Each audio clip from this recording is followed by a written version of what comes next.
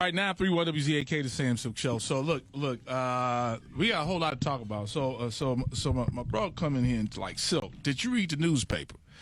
Okay, and caught me off guard with, and I look, if it caught me off guard, I'm like, I know you earthquake, like what the hell? So I'm reading the paper, and it says that earthquake has a story to tell in Cleveland, and the story that he's telling me now, I'm tripping. First of all, you at the Improv this weekend. 2 shows, you know it. Come on, Cleveland. And your boy is back in town. It's going down in the flat. But, you know, like I tell everybody, being in Cleveland's been good to me for over 20 years and one of the best comedy marketing. Coming back this time is a bitter and sweet. Yes, it is. Bitter, I mean, sweetness is Cleveland always said, the tickets is going, you better get me while I'm cheap. I got movies, TVs, everything. I'm good. The bitter part about it is, man, I have inhaled a counterfeit baby. A counterfeit baby? Yeah, let me explain to you what happened. These are not jokes now. These are not jokes. These are not jokes, real. This is real. I've been knowing this individual for 13 years. You understand? Put her through school to be a nurse, everything, took care of her and fun. Well, anyway, my mother passed, and during the time of burying, and I tell people get life insurance, burying my mother, I drove up here in my time of my lowest, and I, at that particular time, thought I conceived a child. Conceived it. Was told to me that it was on it, and at the time that I came up here. And when it came back and said they was pregnant, I said, well, I don't want any more kids, and we came to the conclusion that both of us wasn't in the period to have no kids. Took care of whatever it take. 3 weeks later, can't do it. God and everything, don't want to do it. Say, I guess we're going to be a parent. Right. So as always, any woman that's in my life, particularly black women, that's the only women that I have ever messed with in my life, I empowered them. All of a sudden, got them a place to stay. We're going to be parents and the rest of it into my child. For paying child support, investing in them, putting in my life insurance, and, you know, making sure that when because of my death, he will be a millionaire. Well, anyway, 4 years later, 3 years later, the kid is 3. I went to my father. My father passed, and everything was it. And everything I wanted my kids to be, he came to as my son. About 2 weeks, just before. He's very emotional right now, as you can just tell. Before Father's Day, I got a call, got one of them women-to-women calls. It was from a brother. He said, hey, brother, I don't know if you know me. I want to tell you something about your girl. I said, well, she's not my girl, but I haven't talked to her in 3 weeks. She dropped off the face of the earth. She's usually send me a video every day of my son. I've been looking for her. Something been happening. Right. Yeah. Finds out that he tells me that it is not my child. Another man told you. Yeah, another man. You know that song? Yeah. Hello, Barbara. This is Shirley.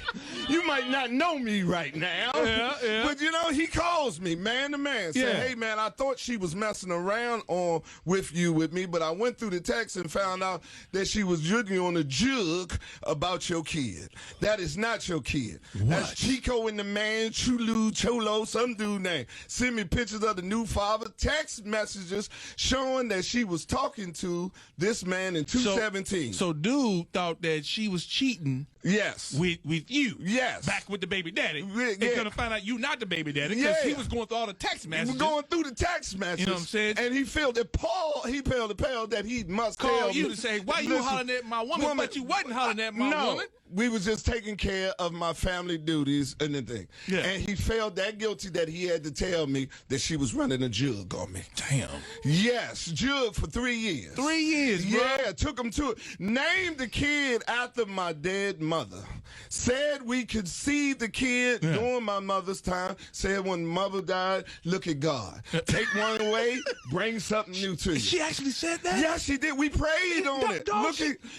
We prayed on it and everything. What? With the child. Named them, the middle name, my mother name, my last name. Mother knew, brother knew, everything. I was like Jim Carrey in the Truman Show. I'm the only one everybody knew, hey, daddy, everybody knew it wasn't my kid. No, earthquake. Yeah. sitting down and took him to my father's funeral. I'm laying, I show you pictures of everything, me and him laying on the counterfeit baby, laying on the casket, crying with me with the rest of my kids, and she knew that was not my child. What? Hit me off on each time. Now to put this, I've been knowing this lady for 13 years. She wasn't my girl. She wasn't my friend. She was family, dog. Told my intimate secrets this whole time. Every time I came to Cleveland, looked out for her family and everything.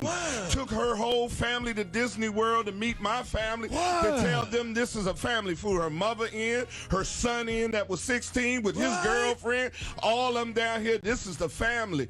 All down to Disney World, cost me over $30,000 bringing them all down, put up in the house. Earthquake. Be careful when you're in them heights. They're giving out, I'm telling you, they're giving out counterfeit babies up there, putting it on there. I'm telling you what's These going are not on. Jokes this right is now. the truth of he everybody. Is very emotional. And this ain't no stripper. Right. This ain't no that. This is a registered nurse. This is a professional When we come that's back, supposed to have it. Yes. We got more to talk about. He charged up. Damn. Quick. All right. Took a quick break there. So, wow, you got a counterfeit baby. Counterfeit. You got to get it right. And I don't want nobody counterfeit. When you move counterfeit money, you know the money is counterfeit. Okay. So, did you talk to her since? No. Y'all haven't spoke since? No. I've been told, you got to understand, 3 weeks before my man did the woman talk to me, I've been calling her. Like, she dropped it. She wouldn't even return on the call. Then when the baby, it was his birthday. Let me see some of the texts. I won't show it on camera. I show it to you. Yeah, let me see I show you your all son. My son. I show you the real father, who he supposed to be. You look at the whole thing. With a brother, I'm saying it. He gave me everything, man. He gave it all. Shout out to the brother. I ain't gonna tell who he is either. But did he leave her? Did he leave her? No, I think what he told me is he caught even worse because she's pregnant now with his. Yeah, she ready to jug, brother. It's a jug going on in here. So yeah, man, here you go. There it is. Tell me I ain't lying. You ain't got to sit there. Y'all can look at all the texts and everything from him. Oh, wow. Yes. Now, let me tell you how I found out. I found out Father's Day. On Father's Day. He called me on Father's Day. That's why I tell people God has a great sense of humor when they come to me. Yeah. He called me on Father's Day to tell me that the child ain't mine. I called my brother. He said, boy, this is a great Father's Day. Can he call me and tell me these ain't mine? Wow. He was happy with it. Oh, that's the whole... you got when she told you she was pregnant, it's a pregnancy test. Yeah. No, that's the pregnancy test for him. For him? Yeah, that's the new one. He was saying she trying to get me too, because he said he a six-figure brother. Yeah. Oh. Yeah, you see the text when she talking to the real father right there? Okay. That's 2017. Where he said, he told the brother, he said to her, you'll never come see him, because anytime you come late at night, he sleep, but you ain't got to worry about him. He's all right. Of course he all right, because you sitting here, you got another dude that's taking care of the responsibility. So, okay, since this hit the paper, it hit the paper on the 10th. Yes. Right? July 10th. That was 2 days ago. Yeah, it hit the paper today. It's in the paper today. Okay. Yes. That's my only, you and from the Plain Dealer, it'll be the only two places I'm talking about this to the point that I'm going. The rest of it's going to my Netflix special. And I'm going to tell the whole story and recoup my money back, what I lost. Messing with the scandalous. What you gonna title it? Oh man, I was raised right. I was raised right. She couldn't have been raised right. Yeah. That's what's wrong with the world. That's evil. Do you want bring anybody's kid? To name a kid. Let me just tell you. Yeah. To name a kid. First of all, to say the kid was conceived when this man's mother died, and then to name the kid after the mother and you, and then bring the baby to the funeral of your father. Mm-hmm. I mean, I never knew what this level could do, but that is beyond. That's evil, brother. And as we as black men have responsibility to set an example to our daughters, because we're the first man in their life, so do our black women to do to our sons. She has a 16-year-old son, and he was calling me daddy. And he was sitting there, and she knew the truth of it. So now he has to deal with that, too. So if he calls you right now. If he, who? The 16-year-old. Her son. Yes. Will you still have a relationship with him? Of course. Yeah. Of course, man. I mean, to be honest with you, the kid would always be a part of my life. Yeah. I love all kids. Yeah. I'm just only responsible for 3. Yeah. So, you understand? So did you call her, leave her a message once you found out? No. There's nothing to talk about. The text message speaks for itself. Yeah. You done show what you feel about me. Yeah. The jig is up. A conscience of guilt. I've been calling you for 3 weeks before he told me this, and I couldn't get you on the phone. He had already threatened at that particular time to see it, because she had a surprise birthday party. I flew up here. He was there. No! And when they found out I was coming, they told him he had to leave. He was like, why I got to leave if they just business partners? He smelled something in it. That's why he snatched her phone and looked at it and said, no, y'all ain't business partners. He's the father of the kid. And you know that ain't his kid. You is. And I'm going to tell him. So once he threatened to tell me, she just stopped. The jig was up. She stopped talking to me. Damn. And she sent me, you can look at my phone. I got videos every day long. I'm sitting there. I'll show you. She sent me, she was one of the best baby mothers I ever had, because she sent me videos, let me talk to my son and everything. Gave me no problems or nothing. I was around here awarding her. She's the best ever. And the reason why she wasn't giving me no problem is because it wasn't mine. Did you cry? Did you cry? Did you shed a tear? Yeah, of course I cried, man. I cried to the point that, how could somebody be that evil and hang around you for 13 years, man, have this animus towards you? I live in Los Angeles. She live in Cleveland. I could not do anything wrong to you long distance. Yeah. We was family. Yeah. At any point that you don't want, the same thing we say to women, to men, any point you don't want to deal with me, you can leave. Yeah. Have no association. But to put a baby on me. I used to wonder something. I'm like, what Earthquake doing in you didn't have a show sometime. Yeah. You'll be here. Yeah. See my son. Spending time with him. Yeah. Because I'm a father. Yeah. You understand what I'm saying? Making sure that he's straight, spending time with him. And you knew it wasn't mine. Damn. You understand? Knew it was not mine. All of them knew. Do you want the names back? What you want now? I don't want nothing. You want to sue up for the name? I don't emotional nothing. Distress. I don't want nothing. I'm gonna make money off of this, because I'm gonna write a book.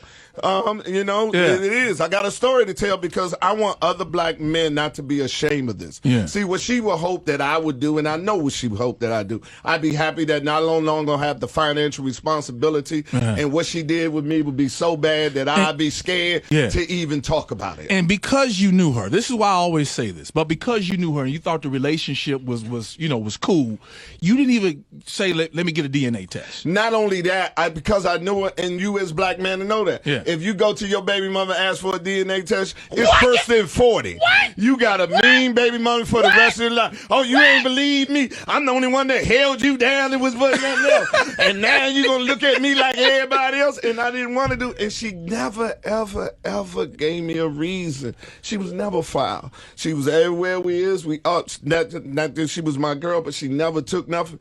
She never asked me for nothing other than what I did for her to help her to be empowered, to be independent. And that was putting her through school, making her self-sufficient like any woman that I mess with, especially black women. And that's what I've done. But she never exploited. She wasn't no money hungry coming towards me. What the rest of your family say? My family's upset. Yeah. My daughter's upset because she knew how it is. I have territorial kids. My first kid didn't like my second. My first and second didn't like my third. Yeah. And when the fourth came, it broke my kids' hearts. Yeah. It broke my son's heart because he's a junior, and the rest of them. And I took a beating from them. It took me a while to let them know what happened. Yeah. You know, and because I'm 56, so I don't supposed to have no baby at 56, 53. If it ain't my wife, man. So you know what I mean? Were you in a relationship? Yeah. You was in a relationship. So this messed with your relationship. Well, we had broke up, and you know how women say you have a breakup baby. Yeah. That so you had a breakup. I had a breakup baby, and she never forgave me for that. You know what I mean? She said even though we wasn't together, you went there, and I said, you know, because of the circumstances. So what is she saying now? She understands. She's sympathetic to me, like, you know, most women are to the point, because I personally just feel myself personally that, you know, it needs to be told. It's just not me. This is not my story. Yeah. This a lot of brother stories. A lot of brother stories that we are sitting out here, and you have women out here that saying ain't good men out here, but you killing them. So do not get mad when we go and make diverse and go into another way. You understand? Because sit here Yeah, I did what I supposed to do. Yeah. I don't look at nothing acts that I did that I wouldn't do for any other black woman. And I say black woman because I have never messed with no other woman but a black woman. Yeah. So I'm speaking on what I have a moral obligation to be with them. Because I know the historical thing of why where we at because of them. Yeah. You know understand? So she did this, and she did it, and she's a professional. She's a nurse, dog. A nurse, huh? Supposed to have compassion. Empathy. Yeah. How you have empathy for a patient and you sit here and do something to somebody you know right here. Not only me, but to that child. Yeah. To allow them to think that you have a child. Do you want to hear the whole story? It's going to be this weekend. 2 shows tonight, 2-1 on Sunday. Pass the play, come see Quake. Going to hear the whole story about the counterfeit baby that I got when I was up in the Heights. When I was in the Heights. Moved around. Yes, brother. Right, so, I'm breaking into a story on you. Yeah. Gave it to them, and that's it. A couple other people I'm not doing. Wendy, I'm not doing none of the other things to talk about it. Yeah. Me and you been friends for a long time. You seen the young lady come here a couple times. I'm like, no, like, you lying. He's like, no, I'm not lying. Yes. 13 years, bro. Man, Earthquake, good to see you, bro. Good to see you. We're going to talk off air. I love you. Yeah, you too, man. All right.